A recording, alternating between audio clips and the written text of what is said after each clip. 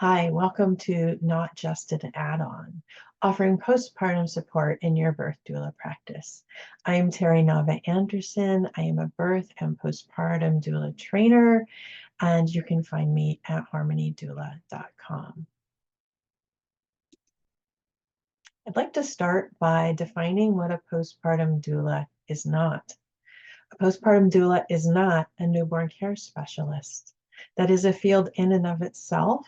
That is someone whose general job is to take care of the newborn, and therefore they specialize in that. They are not a night nurse. Generally, they are never a nurse or shouldn't be wearing their nurse hat while also being a doula. They often don't work at night. In fact, some of the best postpartum support is had during the day when families are awake and able to learn their new role as parents. They're not a babysitter. The parents should always be present when the doula is there because the primary goal of a postpartum doula is to guide the client through their postpartum transition, physically and emotionally, and they're not a nanny. While they might help support or give ideas for parenting other children in the family, the goal of the postpartum doula is not just caregiving to the children. A postpartum doula is a generalist, specialized in understanding the postpartum recovery physically and emotionally of their client.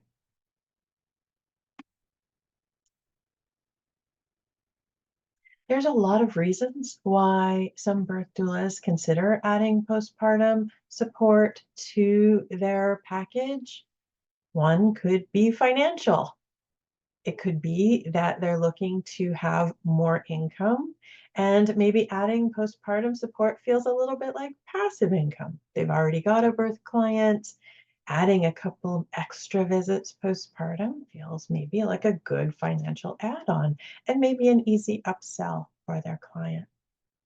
It might also be a little bit about time management. Being a birth doula, living on call 24/7, if that's the model of your practice, is challenging.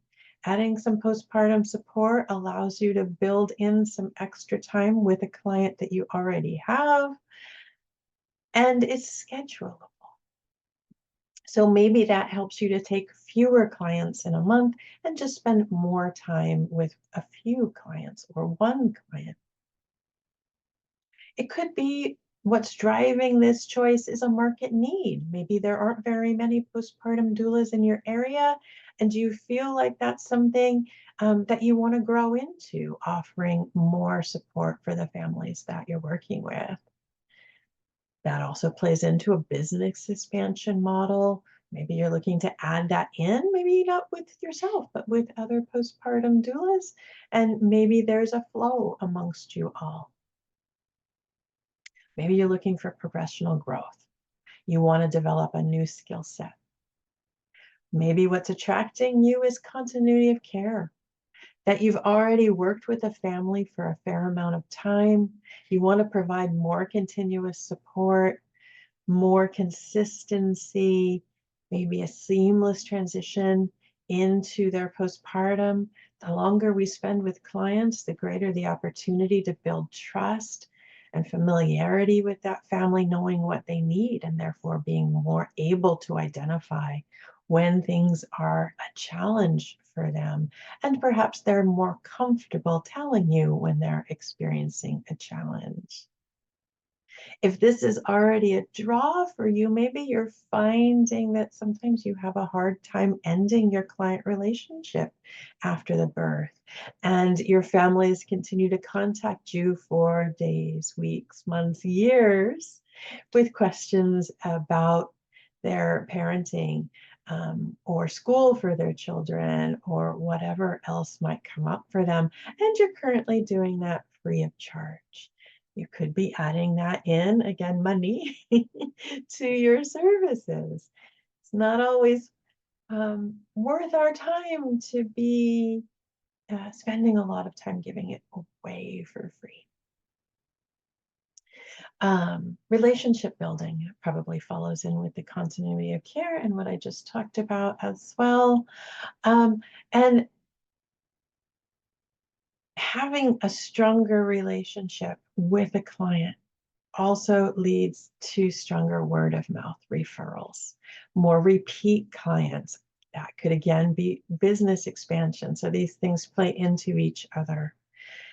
You're also offering support for the whole family, not just the client. You're there to answer questions and support if there's a partner involved or partners involved or other family members, grandparents that you can be helping to adjust in this transition to a whole new member of this family. Because postpartum doulas provide educational support, physical support, and emotional support, that leads into more advocacy for this family, connecting them into resources in their community. Sometimes that's crucial for new parents to know where they can go to get support. And that therefore leads to better outcomes overall. And that's maybe the most important reason why postpartum isn't just an add-on to a birth practice. There are significant evidence-based benefits to having postpartum support. We know that when a client has postpartum doula support, there is a reduced risk for developing mental health and emotional disorders like depression and anxiety and OCD. Continuous support from a doula, encouragement from a doula helps a new parent feel more confident and less isolated. Those things can significantly impact someone's mental health. When a postpartum doula is there providing emotional support, they're listening, they're validating the parent's feelings. That reduces stress, that promotes more emotional well-being. Navigating a new role as a parent can be stressful. Sometimes postpartum doulas aren't working with a parent. They might be working with a surrogate, and maybe that surrogate needs some support in physical recovery and emotional recovery. That is something that a postpartum doula could offer. So too could receiving parents benefit from postpartum support from a postpartum doula as well, even though they aren't experiencing postpartum physically in the same way. We know that postpartum doula support leads to a faster physical recovery. Postpartum doulas are encouraging their client to get rest, to get proper nutrition, maybe following traditional nutritional pathways and support through fluids, soups, warming foods. And they're also emphasizing self-care, not just basic self-maintenance of getting enough sleep and brushing their teeth and getting a shower, but real self-care, allowing themselves to have time to recover. So a postpartum doula might be offering small household tasks as part of their care package, making snacks, maybe preparing small meals. Really, the focus of a postpartum doula is on their client's healing and bonding with the baby. So there's a lot of things that can go into that puzzle. Postpartum doulas are also trained to recognize signs of some complications in both the client and the baby, and then refer them to the appropriate healthcare provider for early intervention. So catching things early, whether that is an emotional or physical complication, or just a concern for the parent. We know that when someone is constantly worrying about something, they're not sure if something's normal, a doula can be there to say, it seems like you're concerned. Why don't we call somebody and see if that is something to be concerned about? And a doula also provides opportunities for the client to build their confidence in their parenting skills, providing hands-on education and newborn care, walking alongside the parent in what Dona International calls the NEAR principle: to nurture, to educate, to assess, and refer, in that order. So making sure that they're not just doing. For example, a stressed parent and the doula arrives for their shift, and the parent just thrusts the baby to the doula and says, "Here, you take care of it because I don't know what to do anymore." What a doula can do is turn that back to the parent and say, "It seems like it's been a stressful day. What have you been trying? Why don't you just hold your baby? We'll walk. You tell me what you've been trying. Talk to your baby. Sing to your baby. Oh, bounce your baby.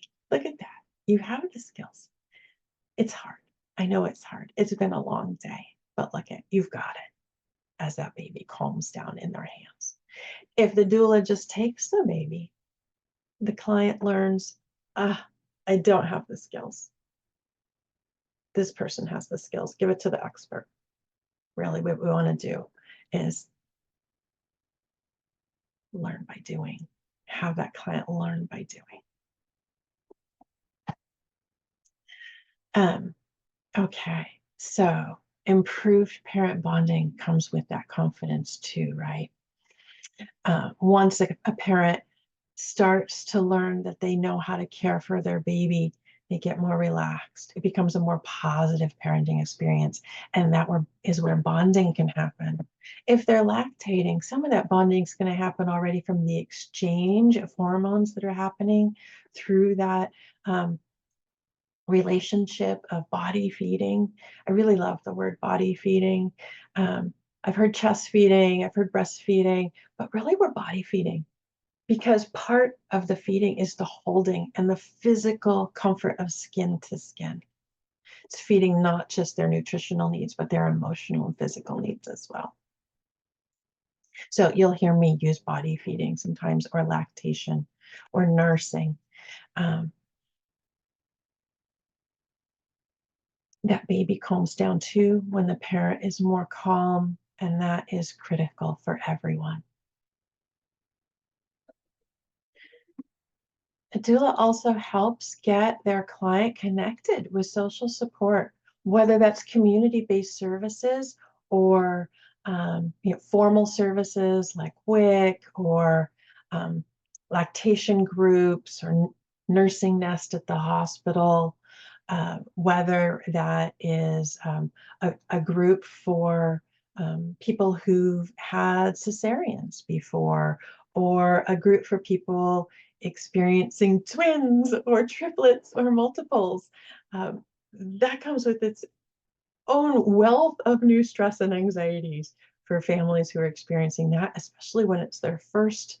If a whole set comes at once, much more stressful. So a doula can help them to navigate all of that, get connected into the support networks, maybe even assist in calling and finding out when do those groups meet, facilitating getting the client there.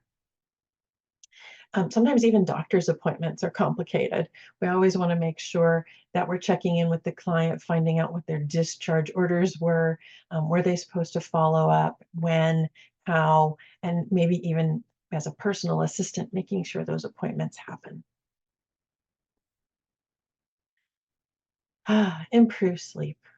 Isn't that the thing we always hear from parents? One of the top worries I hear all the time as director of certification at Dona International is the client was worried about getting enough sleep. How lovely it is to set expectations for your clients, to understand the sleep patterns of a newborn, because they are not the same as an older child or even an older baby, and definitely not the same as an adult. And yet many families are expecting sleeping through the night. Quotes from my hands. One, the technical definition of sleeping through the night is only 5 hours. But also, we don't expect a baby in the first 2 weeks to sleep that well. In fact, it could be a warning sign if a newborn is sleeping more than 3 or 4 hours in those first couple of weeks. It is a normal process for them to wake up regularly. And a doula can help that family to understand their baby's sleep needs and to adapt, because they are the more adaptable one, the adult is, than the baby. They can fight for trying to get something different, but a baby's deeply programmed to meet its nutritional needs and therefore will wake up to feed. And if they're not, we're worried. I always remember a story, or actually just listening to the news, and reporters asking a significant figure who was a new parent if they had a good baby who slept well. It was day 3 of their postpartum. So as a doula, my brain goes, oh, so that baby sleeps in 2 to 3 hours, wakes up regularly, feeds often, cues frequently. And that was probably not what that reporter meant in asking that question. So we want to help set expectations for parents around sleep. And when they have better expectations for how their newborn is going to sleep, they're going to set better expectations for how they're going to make up the sleep they're not getting at night with naps during the day. So we see improved sleep for everyone when parents understand the sleep needs and the feeding needs of babies. So we have better infant feeding practices. Um, Sometimes people don't know the more current way to use a bottle properly if they're choosing to bottle feed their baby. So a postpartum doula can show them how to do that, can show them how to pump more efficiently, can help them to learn their pump if they're pumping, or learn how to hand express their milk if they're lactating. And therefore, we have better family dynamics. We can teach partners how to support the postpartum client. We can model what that support looks like. Sometimes people don't have a good model for how to support someone in the family who's needing many weeks, months, or years to recover from their birth experience. So we can help the whole family adjust to their new roles. We can help siblings adjust to their new roles, and we can facilitate communication amongst all the members of the family so that everyone is understanding each other. I love talking about how people express their love, because that is different. The love language of people is different. And sometimes one parent is showing this love language here and the other parent is showing something over here, and the two are not meeting. It's not the right language at the right time. So sometimes I'm not providing counseling support. I'm not a counselor, but I am helping them to say, here's what my needs are. Here's how I'm trying to show you that I'm supportive and loving on you. And here's what I'm hearing, and here's what I'm seeing. And let's make sure they're all working well together. So it is very tailored to the family, the support that a postpartum doula provides. Very personalized care, meeting the specific needs of this specific family. And that also leads to greater satisfaction of a person's postpartum experience. Ideally, a doula is also providing culturally competent care, or at least culturally humble care, an awareness that not every culture experiences postpartum the same way or has the same set of practices in place, and helping families to individualize their support practically as well. Um, And also, recognizing when they're not the right doula for the family. Sometimes having cultural competence means being able to say, I'm not the right doula for you, but here's someone who might be. So what's usually covered in a postpartum doula training? There are a lot of trainings out there. There are a lot of different methods to it, but here's some common pieces that should be included. One, a holistic approach to supporting the whole family with the focus on the postpartum client. Strategies for improving postpartum recovery, mentally, emotionally, and physically, for both the client and the family and that newborn. Utilizing screening tools for mental health and normalizing, just checking in and doing maybe one of those screenings that has 10 questions that the client fills out, and then you can say, how you feeling today? and just every time going in and using that instead of it being like all right, we're going to fill this out today, and then we're going to call the appropriate people. A doula should really just normalize checking in for mental health and emotional health. It should have a little bit about basic newborn development and care. How does that baby grow week by week? Because there's a lot of changes that happen in that first 3 months with the baby, and the first weeks with the baby. At first, that baby at day one is not the same baby we see at 8 weeks, for example. If you have a baby of your own, you probably remember that things felt a little different by the time we got out to 8 weeks. And so some postpartum doulas are only coming in for a couple of weeks. Some are coming in for a couple of months, ideally wrapping up what is considered a doula relationship by the end of the 12th week, unless there's a special needs situation, because then it might be moving into a gray area of providing more newborn care, specialization, or nanny care, things like that. It should also cover healthy sleep practices. Hopefully I drove that point home. Culturally competent and trauma-informed care should be included in a doula training, or at least in my point of view. I think it's important. Learning how to be an advocate, a good advocate, using active listening or responsive listening skills, facilitating communication and conflict resolution. Should also include critical thinking skills for how to evaluate evidence-based care, evidence-based documents, research. Not all research is created equal. And so a doula should have at least a bit of an eye to be able to show a client some of the current research, to be able to say, this one only had 40 people in it. Maybe we want to take that with a grain of salt. Or this one had 10,000 people in it, but look how selective it was. So that should be included. It should talk about supporting the whole family. It should include some marketing, some business skills, at least at a very basic level. Unless it's a very long training, going to be hard to throw in everything and also give you a full, robust business model, right? We can only do so much in a few days, and most postpartum doula trainings are 3 to 5 days, sometimes packed full, maybe 7, 8, 10 hours a day. But there's only so much we can do in that time, right? It should also talk a little bit about third-party reimbursement options, because now there are some in many states, as Medicaid is starting to include doulas as a provider.